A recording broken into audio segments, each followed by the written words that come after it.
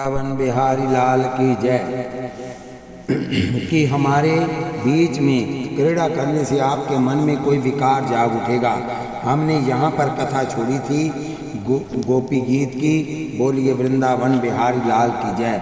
आप तो महान वीर हैं, गोपियाँ कहती हैं, और पूर्ण निर्विकार हैं। प्रभु ने कहा, अरे सखियों, मेरे मन में कोई विकार नहीं, और विकार आएगा ऐसा डर भी नहीं, किंतु मुझे ऐसा लगता है कि तुम लोगों के मन में विकार है, और इसलिए मैं तुम्हें छोड़कर अंतर ध्यान हो गया।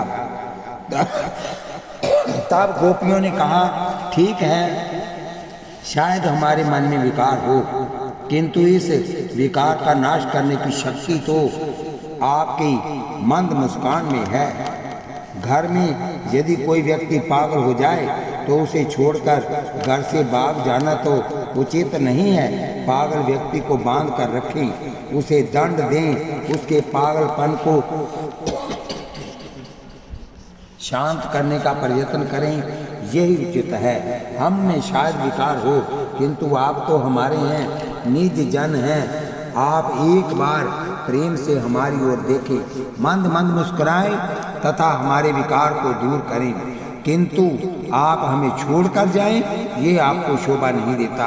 श्री कृष्ण की दृष्टि में विकार वासनाओं का विनाश करने की शक्ति है। वह जिसकी ओर प्रेममयी दृष्टि डालते हैं, उसके भी मन में बसी विकार वासनाओं का विनाश हो जाता है।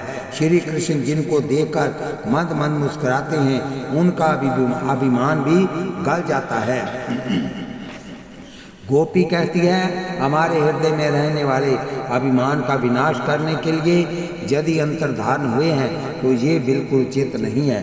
आप यदि एक बार हमें देखकर मंद मंद मुस्कुरा दें, तब भी इस काम का विनाश तो हो ही जाएगा। आप कृपा करें, दयित दृश्यताम, हमें आप दर्शन दें, हमारे सन्मुख प्रकट हो जाएं। कितने ही ज्ञानी महापुरुष ऐसा मानते हैं कि जो आंखें केवल चमड़ी को ही देखती हैं, उन आंखों को परमात्मा का दर्शन नहीं हो सकता। बाहर की आंखों को चर्म चक्षु कहते हैं तथा अंदर की आंखों को ज्ञान चक्षु कहते हैं। ज्ञान चक्षुओं के द्वारा ही ईश्वर के दर्शन हो सकते हैं। चर्म चक्षु तो ईश्वर को देख ही नहीं सकते, किंतु गोपी कहती है, मेरी आंखों के आगे प्रकट हो जाओ।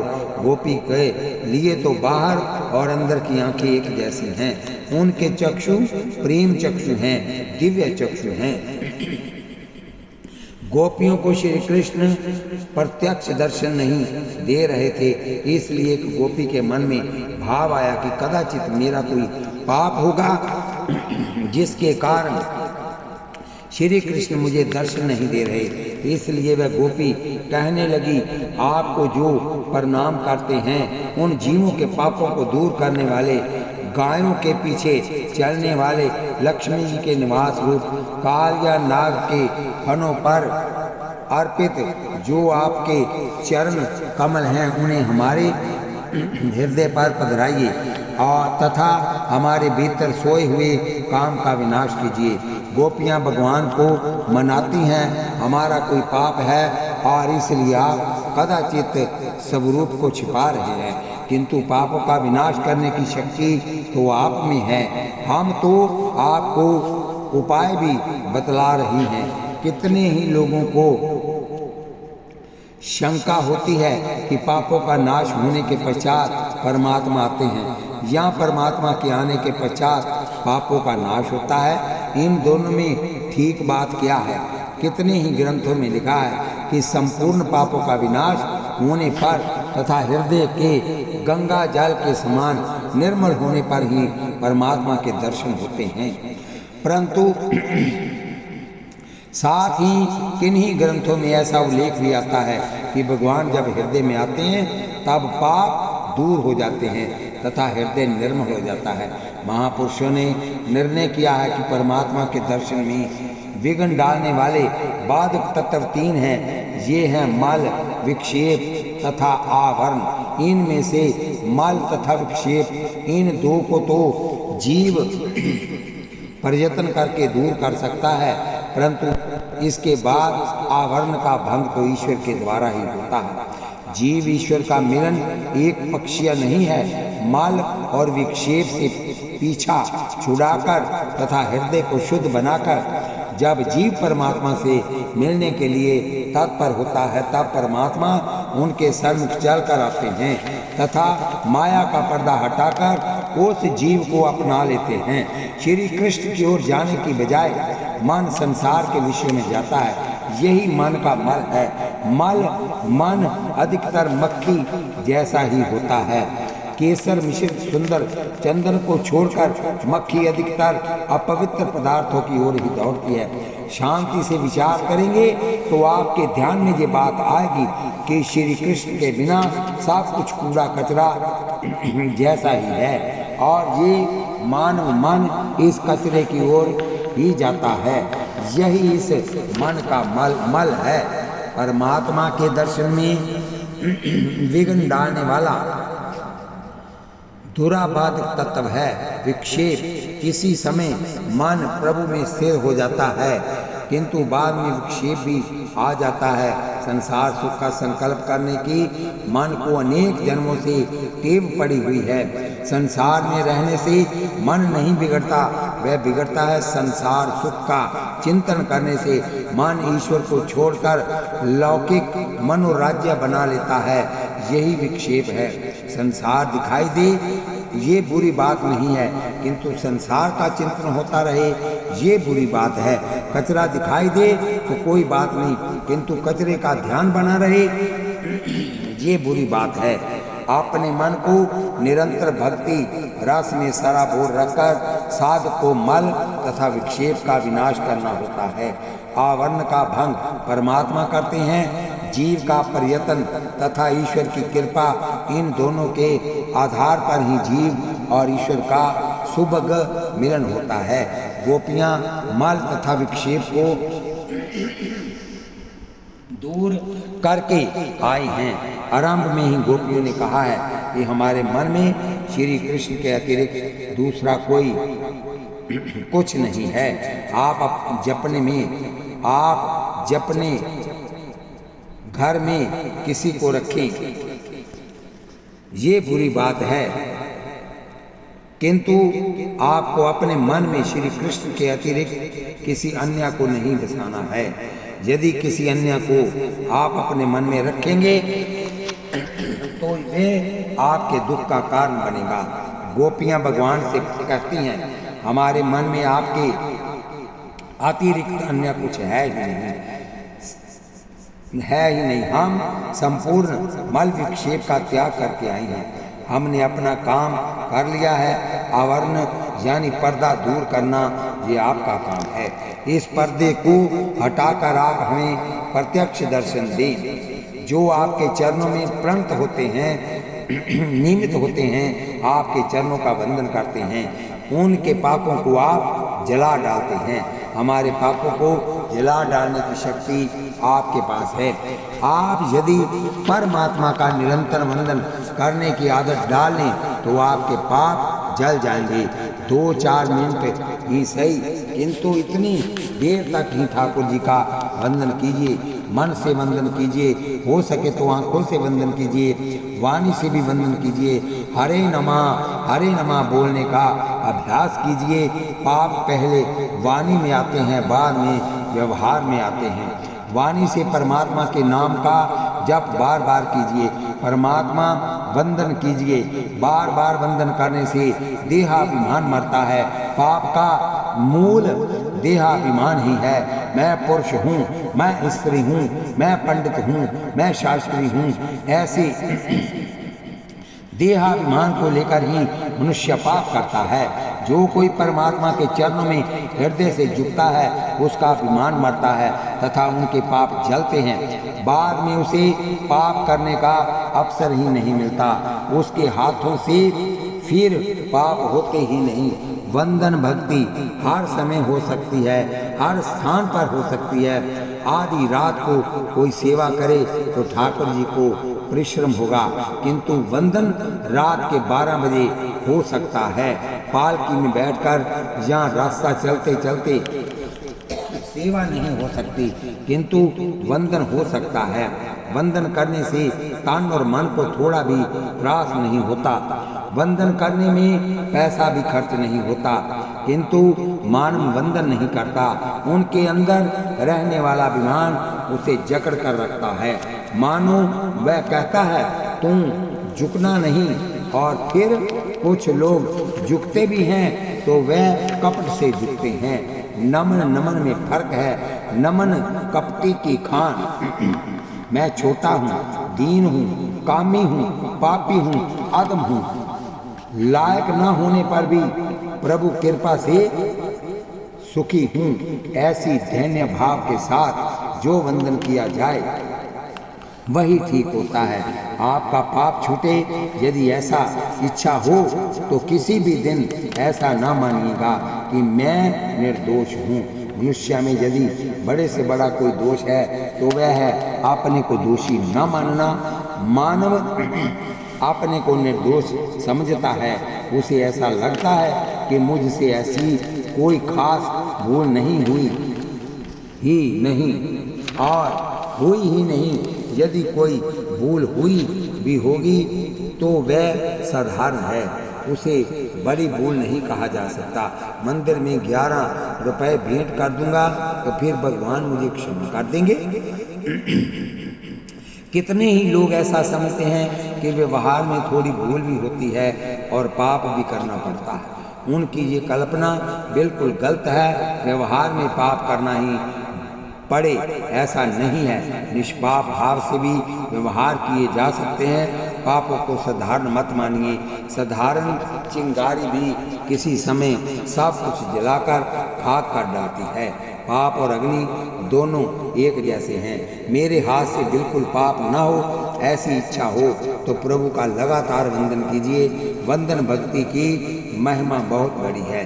श्री कृष्ण को केवल एक बार किए गए प्रणाम की तुलना दशाश्वमेध यज्ञ से भी नहीं की जा सकती।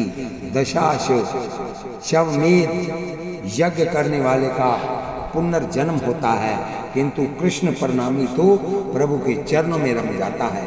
जो निरंतर वंदन करता है उसके पाप जल जाते हैं। श्री कृष्ण आए। हरे नमः हरे नमः। पाप का मतलब है क्या? चोरी, अभिविचार, हिंसा, ये सब तो महापाप हैं। सभी की धारणा ऐसी है कि ज्ञानी पुरुष तो वेद दृष्टि को भी पाप मानते हैं। वह अद्वैत भाव में स्थिर रहते हैं।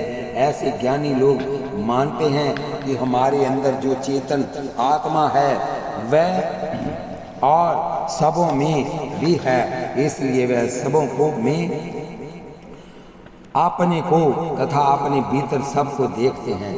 यहाँ भेद है वहाँ ही भय है, वहीं राग द्वेष भी है। ज्ञानी महापुरुष जगत को अभिन्न भाव से देखते हैं। ज्ञान मार्ग में एक की ही सत्ता है। ईश्वर तत्व एक ही है और वह तत्व सभी में विराजमान है। जो भेद दिखाई देता है वह माया के कारण ही दिखाई देता है। आकाश में सूर्य नारायण एक ही है, किंतु जब आप छत पर घड़े में पानी भर कर रखेंगे तब आपको प्रत्येक घड़े में सूर्य नारायण अलग अलग दिखाई देंगे। घड़े में सूर्य नारायण दिखाई देते हैं, ये क्या सच है? घड़ों में लुटिया डालकर जल बाहर निकाल दीजिए तथा बाद में देखिए कि घड़े में जो सूर्य थे वह कहाँ गए। घड़े में सूर्य थे ऐसा बोलना भी ज़्यादा ठीक नहीं। घड़े में जो दिखाई दे रहा था वह तो प्रतिबिंब था। सूर्य तो एक ही है, किंतु जल की उपाधि के कारण ये अनेक रूपों में दिखाई देता है। उसी प्रकार अंतःकरण की उपाधि के कारण एक ही परमात्मा तत्व अनेक रूपों में दिखाई देता है। ज्ञान मार्ग में भेद दृष्टि ही पाप है। यहाँ भेदभाव आया वहीं संपूर्ण विकार जाग उठते हैं। मोह उत्पन्न हो जाता है, भय आकर खड़ा हो जाता है। यहाँ अभेद है वहीं अभय है। माँ और बेटी ये दो होने पर भी एक ही हैं। क्या किसी बेटी को माँ से डर लगता है? परंतु बहू को अपनी सासू जी से डर लगता है। कारण यही है कि सास और बहू एक घर में रहने पर भी अलग अलग हैं। जहाँ भेद है वहीं भय भी है, जहाँ अभेद है वहाँ आनंद है। ज्ञान मार्ग में भेदभाव को पाप माना गया है। भक्ति मार्ग में श्री कृष्ण को भूलना ही पाप है। परमात्मा का जिस क्षण से में भी विस्मरण होता है उसी क्षण में पाप भी होता है। श्रीधर स्वामी जी ने अपनी टीका में लिखा है कि जो परमात्मा से दूर ले जाए और जो लक्ष्य को बुला दे वही पाप है। जाना तो है परमात्मा के चरणों में, परंतु पाप ले जाता है जन्म मरण के चक्कर में। कर्म मार्ग में धर्म के त्याग को ही पाप माना गया है। जिसका जो धर्म प्रभु ने निश्चित किया है उसका त्याग कर जो परमात्मा की आज्ञा को भंग करता है, अपने कर्तव्य का ठीक पालन नहीं करता तथा धर्म का पालन नहीं करता, वह कर्म मार्ग में पाप कमाता है। ज्ञान मार्ग में भेद दृष्टि पाप है, भक्ति मार्ग में श्री कृष्ण को भूलना पाप है तथा कर्म मार्ग में सब धर्म का लोप कर देना ही पाप है। बोलिए वृंदावन बिहारी लाल की जय। गोपियाँ भगवान को मनाती हैं, प्रभु हमारे पापों को दूर करने की समर्थ आपके चरणों में है, नाथ आप जल्दी पधारें। तब भगवान गोपियों से कहते हैं, हरि सखियो तुम मुझे भुला तो रही है हो, परंतु तुम मुझे समझाती क्या हो। जो बुलाए उसी के पास क्या मुझे जाना चाहिए, क्या मैं तुम सबके लिए सुलभ हूँ। गोपी कहती है, नाथ आपके चरण तो तृण चरा नुगम अर्थात गायों के लिए भी सुलभ हैं। गायों के पीछे पीछे आप नंगे चरणों से चलते हैं तथा तब श्री कृष्ण कहते हैं, क्या तुम मुझे गायों के पीछे दौड़ने वाला कोई ग्वाला समझती हो। गोपी कहती, ना ना ऐसा नहीं, हमने आपसे विवेक पूर्वक प्रेम किया है। आपके चरण तृण चरणानुगमन तृण चरानुगम तथा श्री निकेतनम है। लक्ष्मी जी इन चरणों को अपनी गोद में रखकर उनकी सेवा करती है। आपके इन चरणों में लक्ष्मी का निवास है। आपके चरण अत्यंत मंगलमय हैं। कृपा करके अपने ये चरण हमारे हृदय पर पधारें। प्रभु ने कहा, हरि सखियो तुम मेरे चरणों को अपने हृदय पर पधारने की बात करती हो, किंतु मेरे चरण तो बहुत कोमल हैं तथा तुम्हारे हृदय में अभिमान रूपी जहर भरा हुआ है। तुम्हारा जहर कहीं मुझे जला दे तो। गोपियों ने कहा, आपने कालिया नाग के फनों के ऊपर अपने चरण पधराए तथा कालिया नाग का जहर अमृत बन गया। आपके चरणों में ऐसी शक्ति है कि इनके स्पर्श से जहर भी अमृत बन जाता है। अपने मंगलमय चरणों को हमारे हृदय पर स्थिर कीजिए, जिससे कि मेरे संपूर्ण पाप जल जाएंगे, काम का नाश होगा और मेरा हृदय विशुद्ध हो जाएगा। बोलिए वृंदावन बिहारी लाल की जय। एक बार काम भगवान शंकर के पास गया था। शिवजी ने तीसरी आंख खोलकर इनकी ओर देखा।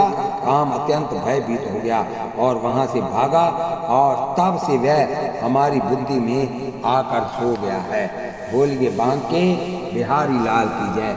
भगवान शंकर से डरा हुआ काम एक एक की बुद्धि में आकर सो गया है। काम मरा नहीं है, इसे मारने के लिए ऋषि महान तपस्या करते हैं, भगीरथ प्रयत्न करते रहते हैं, फिर भी ये काम मरता नहीं। ये हृदय के अंदर सोया ही रहता है। हृदय बोलिए वृंदावन बिहारी लाल की जय। काम मरा नहीं, वह तो सोया हुआ है। गोपी कहती है, इस काम को आप निकाल बाहर कीजिए, आप इसका विनाश कर दीजिए। बोलिए गोपी गीत की जय। थोड़ा विचार करेंगे तो ध्यान में जाएगा कि ये सब किसी समय हमारे भीतर भी होता रहता है। आप ब्रह्म मुहूर्त में स्नान करके पवित्र वस्त्र धारण करके भगवान का ध्यान करने के लिए बैठते हैं, मन में श्री कृष्ण से मिलने की भावना रखते हैं। आज मुझे अपने ठाकुर जी से मिलना है, मैं प्रभु की शरण में आया, मैं आऊँगा, मेरे भगवान मुझे हाथों से उठाकर मेरा आलिंगन करेंगे, मैं आज श्री कृष्ण से मिलकर एक हो जाऊँगा। मैंने इस संसार का अनुभव कर लिया है, अब मुझे किसी मनुष्य से मिलना ही नहीं, मुझे तो परमात्मा से ही मिलना है। आप ऐसा संकल्प रखकर प्रभु का ध्यान करने के लिए बैठते हैं, किंतु तभी अंदर विराजे हुए भगवान आपसे कहते हैं, तू किसी स्त्री से मिलने के लिए जा, पुरुष से मिलने के लिए जा, उनसे तुझे सुख मिलेगा। गोपी को तो सुख नहीं चाहिए, वह तो संपूर्ण सुखों का त्याग करके आई है। वह कहती है, मेरे हृदय में रहने वाले काम का विनाश कर दीजिए। श्रीधर स्वामी जी ने इस श्लोक पर विचार करते हुए लिखा है कि गोपियों के हृदय में काम है, ऐसा कहना भी ठीक नहीं है। गोपी कामनी नहीं है तो फिर कैसे कहती हैं? किसी मनुष्य से मिलने की इच्छा को काम कहते हैं तथा परमात्मा श्री कृष्ण से मिलने की इच्छा को प्रेम कहते हैं। गोपी तो पति पुत्र सभी को छोड़कर परमात्मा से मिलने आई है। गोपी कामनी नहीं है जिससे कि उसके हृदय में रहने वाला काम का विनाश श्री कृष्ण करें, किंतु गोपी जानती है कि श्री कृष्ण की हमसे मिलने की इच्छा है। श्री कृष्ण की वंशी सुनने के पश्चात गोपियों को निश्चय हो गया कि परमात्मा हमें बुला रहे हैं। ईश्वर की ऐसी इच्छा रहती है कि जीव मेरे पास आए, जीव मेरा अंश है, मेरा होने पर भी मुझे छोड़कर ये संसार में गया है। गोपियाँ जानती हैं कि हमसे मिलकर श्री कृष्ण सुखी होते हैं। गोपियों के सुख भोगने की इच्छा नहीं है, उनकी तो श्री कृष्ण को सुखी करने की इच्छा है। गोपी भाव सर्वोच्च भाव है। क्या गोपियों के हृदय में काम है? नहीं नहीं, गोपियाँ तो अपने ऊपर केवल आरोप लगाती हैं कि हमारे भीतर काम है, हमारे मन में वासना है। हमारे घर में कोई बड़े आदमी आए तो हम उनका भली प्रकार स्वागत करेंगे, सुंदर मिष्ठान तथा कई अन्य चीज़ें बनाएंगे। अतिथि तब शायद कहे, आपने मेरे लिए इतनी सारी चीज़ें किस लिए बनाई हैं? तब हम यही कहेंगे, ये चीज़ें हमने आपके लिए नहीं बनाई हैं, ये तो हमने अपने खाने के लिए बनाई हैं। यदि आप ऐसा कहें, आपके खाने के लिए हमने ये मोहन भोग बनाया है, तो अतिथि को ऐसा लगेगा कि इससे तो अच्छा था कि मैं बाजार में भोजन कर लेता। गोपियाँ जानती हैं कि हमसे मिलकर श्री कृष्ण को सुख होगा, किंतु श्री कृष्ण सा काम है, ऐसा वह नहीं कहती। ब्रज भक्ता तो कहते हैं, ब्रज भक्त तो कहते हैं कि मैं सकाम हूँ, श्री कृष्ण निष्काम है। गोपियाँ कामनी नहीं है, वह तो निष्काम है, किंतु श्री कृष्ण को सुखी करने के लिए वे अपने ऊपर काम का आरोप लगा लेती हैं। गोपियों की बातें सुनकर ठाकुर जी को बहुत आनंद मिलता है, इसलिए उन्होंने कहा है कि मैं तुम्हारा ऋणी हूँ, तुम्हारे ऋण से मेरा छुटकारा कभी होने वाला नहीं है। प्रभु ने गोपियों से कहा, अरे सखियों, तुम मेरे पीछे क्यों पड़ी हो? क्यों बार बार मुझसे ये कह रही हो कि आप अपने चरण हमारे हृदय पर तबलाएं? गोपियाँ कहती हैं, हमारे हृदय में ये भावना तो आपने ही जगाई है, अब तो इस भावना की पूर्ति भी आपको ही करनी है। आपकी मधुर वाणी सुनकर हम पागल हो गए हैं। बोलिए वृंदावन बिहारी लाल की जय। गोपियाँ कहती हैं, हे वीर, हे कमल नयन, आपकी सुंदर वाक्यावली तथा विद्वानों के मन को रुचने वाली आपकी मधुर वाणी से मोहित हुई इन दासियों को आदरा अमृत से तृप्त कीजिए। यहाँ श्री कृष्ण को संबोधन दिया गया पुष्करीक्षण। पुष्कर शब्द का अर्थ होता है कमल। भगवान की आंखें कमल जैसी शीतल हैं, आह्लाद देने वाली हैं, आनंद देने वाली हैं। ज्ञान का परिचय आंखों के द्वारा मिलता है। कितने ही लोग पुस्तकें पढ़कर ज्ञानी होते हैं, किंतु उनकी आंखें अधिक शुद्ध नहीं होती। जिनकी दृष्टि शुद्ध है, उनका ही ज्ञान सच्चा है।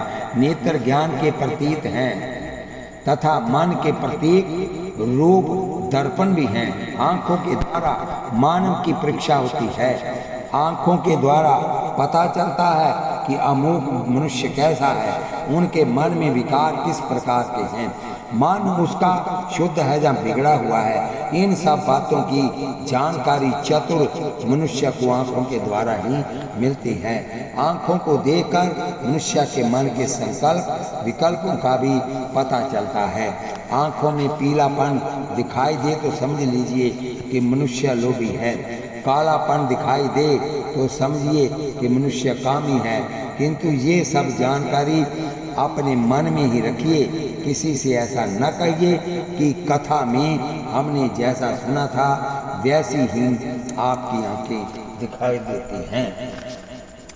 सज्जन कौन है तथा दुर्जन कौन है, इस बात के विवेक को मन में ही रखिए। ऐसा मत बोलिए कि अमुक व्यक्ति सज्जन है तथा अमुक व्यक्ति दुर्जन है। जगत से विवेक पूर्वक विहार कीजिए। ऐसे ही किसी की आंख में लालिमा दिखाई दे तो मान लीजिए कि वह व्यक्ति क्रोधी है। शास्त्र में लिखा है कि क्रोध का रंग लाल है, लोभ का रंग पीला है तथा काम का रंग काला है। श्री कृष्ण की आंखें अत्यंत उज्जवल, उनकी आंखों से प्रेमामृत टपकता है। वह सबको प्रेम से देखते हैं। उनकी दृष्टि दिव्या है। जिनकी दृष्टि दिव्या है उसकी सृष्टि भी दिव्या है। आप इस सृष्टि को सुधारने के चक्कर में कभी ना पड़िए। आप अपने आप को सुधारेंगे तो सृष्टि सुधर हुई दिखाई देगी। आजकल बहुत से लोगों की ये धारणा होती है कि मैं समाज को सुधारूं, मैं औरों का सुधार करूं। अरे भाई, तुम अपना घर ही सुधार लें। हम जैसे साधारण मनुष्य जो इंद्रियों के दास हैं, वासनाओं के गुलाम हैं, वह समाज का सुधार क्या करेंगे। श्री महाप्रभु जी प्रत्यक्ष प्रकट हो तो कदाचित समाज सुधर जाए। वैसे ही समाज में ये आशा रखना कि समाज सुधरेगा व्यर्थ ही है। अब समाज सुधरने वाला नहीं है। किसी को सुधारने की आपकी इच्छा ही हो तो अपने मन को सुधारिए, अपनी आंखों को सुधारिए। आप में बहुत शक्ति हो तो अपने भाई को सुधारिए, अपने पड़ोसी को सुधारिए, किंतु इससे आगे मत बढ़िए। कारण यह है कि अनेक बार समाज को सुधारने वाले लोग लक्ष्य से भटक जाते हैं। जो दूसरों को सुधारने के चक्कर में पड़ता है वह अपने लक्ष्य को भूल जाता है। समाज को सुधारने के काम में एक बड़ा दोष है और वह ये कि जो समाज का सुधार करने के लिए चल पड़ता है उसे अपनी भूलें दिखाई नहीं देती। उसे ऐसा लगता है कि अपना तो पूरा सुधार मैंने कर ही लिया है। अपनी दृष्टि का सुधार कीजिए। दृष्टि के द्वारा मनुष्य के मन की परीक्षा हो जाती है। जिसकी दृष्टि शुद्ध है उसकी ही क्रिया भी शुद्ध है। जिसकी क्रिया शुद्ध है उसका मन भी शुद्ध है। इच्छा शुद्धि के बिना क्रिया शुद्धि नहीं होती। शांति पूर्वक अपने भीतर दृष्टि डालकर अपने आप से पूछिए, मेरा मन कैसा है, मेरे मन में किस प्रकार की इच्छाएं उत्पन्न होती हैं। अरे हमारा मन बहुत खराब है। हमें भीड़ में बैठने को अच्छी जगह न मिले तथा कोई अपरिचित व्यक्ति हमारे बहुत निकट आकर बैठ जाए तो हमें गर्मी लगने लगती है तथा मन में ऐसा खटकने लगता है कि ये भला आदमी यहाँ कैसे घुस कर बैठ गया है। किंतु वही जब हमारा अपना आदमी आकर बैठता है तो मन शीतलता का अनुभव करने लगता है। तो हमारा मन ऐसा अटपटा है। जगत बिगड़ा हुआ नहीं है, आंखें बिगड़ी हुई हैं, मन बिगड़ा हुआ है। पुष्कर शब्द का यहाँ दूसरा अर्थ भी किया जाता है। बोलिए वृंदावन बिहारी लाल की जय। भगवान की दृष्टि सभी के हृदय पर पड़ रही है। ठाकुर जी किसी की क्रिया पर दृष्टि नहीं डालते। जीव क्या बोल रहा है इस पर भी उनका विशेष ध्यान नहीं जाता। किस भाव से वह बोल रहा है, किस भाव से वह क्रिया कर रहा है, इस बात को वह विशेष रूप से देखते हैं। भगवान प्रत्येक जीव के हृदय के भावों को देखते हैं। परमात्मा के नेत्रों से अमृत झरता है। आप दर्शन करेंगे तो पाएंगे कि भगवान का संपूर्ण स्वरूप ही मंगलमय है। किंतु गोपियां तो प्रभु की आंखों के दर्शन करके पागल हो गई हैं। परमात्मा की आंखें अत्यंत सुंदर हैं, अतिशय शुद्ध हैं। प्रभु के सर्वांग ध्यान करना हमारे लिए बहुत ही कठिन है। आप ठाकुर जी की आंखों से आंखें मिलाने के लिए उनके नेत्रों का ध्यान कीजिए। भगवान से नजर मिलाने के लिए लालसा रखो। गोपियों की भावना है कि श्री कृष्ण हम पर दृष्टि डालें, इसलिए वह प्रभु को संबोधन देती हैं। वह कहती हैं, नाथ आप अपनी अमृतमयी दृष्टि एक बार हम पर डालिए, आप हमें देखिए तथा अपनी मधुर वाणी हमें सुनाइए। मधुरया श्री कृष्ण जिस प्रकार बोलते हैं इस प्रकार बोलना किसी को आता ही नहीं। वह अत्यंत मधुर बोलते हैं। भगवान में ये एक बहुत बड़ा गुण है। बोलिए वृंदावन बिहारी लाल की जय। इस ग्रंथ में मधुर वाणी को बहुत बड़ा तप माना गया है। वाणी मधुर होनी चाहिए, सच्ची होनी चाहिए, हितकारी होनी चाहिए तथा पीरमित होनी चाहिए। शब्द पार ब्रह्म का स्वरूप है। जो हर समय मधुर बोलता है उसे कोई रोग नहीं होता। जो सत्य बोलता है उसे कभी चिंता नहीं सताती। जो हितकारी वचन बोलता है उसके सामने कोई शत्रु नहीं खड़ा होता। जो मितभाषी है यानी जो बहुत कम बोलता है उसकी शक्ति का क्षय नहीं होता। जो बहुत अधिक बोलता है उसकी शक्ति का ह्रास होता है। फिर ये तो साधारण नियम ही है कि जो व्यक्ति बहुत अधिक बोलता है अधिकतर झूठ ही बोलता है। सच तो वह बोल ही नहीं सकता। सत्यवादी वही हो सकता है